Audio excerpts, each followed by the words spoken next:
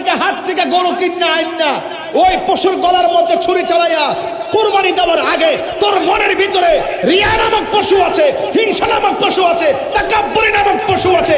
এই পশুটাকে আগে জবাই কর, তারপরে পশুর গলার মধ্যে ছুরি চালা।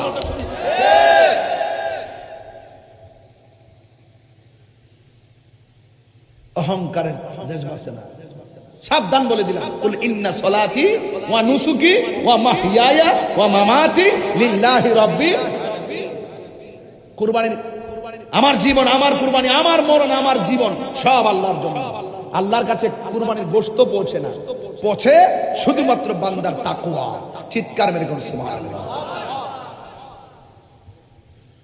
এই জন্য আপনাদেরকে অনুরোধ করে বলবো, কুরবানি দিবেন, পাশের বাড়ির মানুষটাকে যেন কষ্ট না পায়। সে আসতে হবে কেন? আপনি প্রথম কাইটে আগে তার বাড়িতে পাঠান, পরে দূরে দিয়ে আগে তার কাছে পাঠান।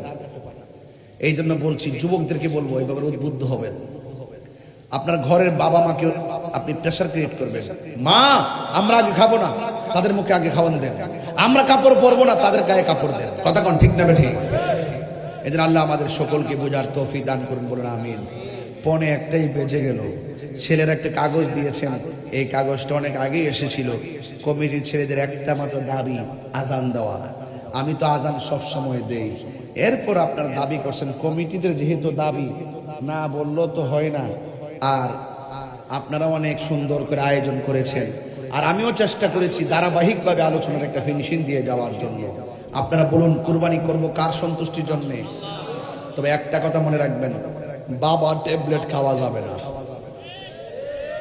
কথা কোনো কিনে গেলে ইয়াবা খাওয়া যাবে না, ফেন্সি খাওয়া যাবে না, গাঞ্জা খাওয়া যাবে না, আর সুদ তো খাওয়া যাবেই না। আমাদের দেশে সুদখোরের মুরিদ আছে কতগুলো। এই সুদখোরকে আমরা খুব নজরে রাখছি, উনি যেন বাহিরে যেতে না পারে। উনি অনেক হিসাব আমরা কাছে দিয়া যেতে হবে। অলরেডি হাইকোর্টে রিট করা হয়েছে, সামনে আরো কিছু তিলিসমতি আসবে। যদিও এখনই তিনি এতেকাফে বসে আছেন, আউলা লাগাইয়া এমন ভাবে কথা কর, চোখটা কিন্তু ফানি আয় না। বাটপারিতে সেরা। তিনি দেশের কেউ না, তিনি এই দেশের কেউ না, তিনি দেশের জন্য কিছুই করে নাই। কথা বলেন ঠিক কিনা? দেশের মানুষকে সুদের চারা লাগাইয়া সুদ খাওয়া শিখাইছে। কথা কোন ঠিক না বেঠিক?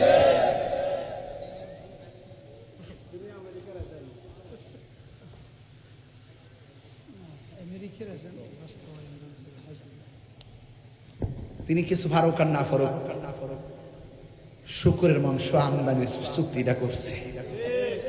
আর আমি চাইতাম যে প্রথম খাওয়ানটা ওনারে খাওয়াইতাম, আপনি আগে শুকুরের মাংসটা খাইয়া টেস্ট করে দেন। কথা কোন ঠিক না বেঠিক? চলবো সুদখোর ইউনূস, তার কাছে বাংলাদেশের মানুষ অনেক কিছু আশা করছিল। মনে মনে ভাবছিল আন্তর্জাতিক ফিলার যেহেতু এবার দেশ আন্তর্জাতিক ভাবে এমন সাজানো সাজাইব, ও মাগমা আমার দেশে সব আরো ভাঙিয়ে দিছে। কথা কোন ঠিক না বেঠিক? সবার যে আশা ছিল যে তিনি সবারই লইয়া দল বিদল যারা যেটা করছে সব মিলে লইয়া একসাথে প্ল্যাটফর্ম কইরা একটা শান্তির বাংলাদেশ গঠন করব, আলোচনা সাপেক্ষে মাগদমা দেখলাম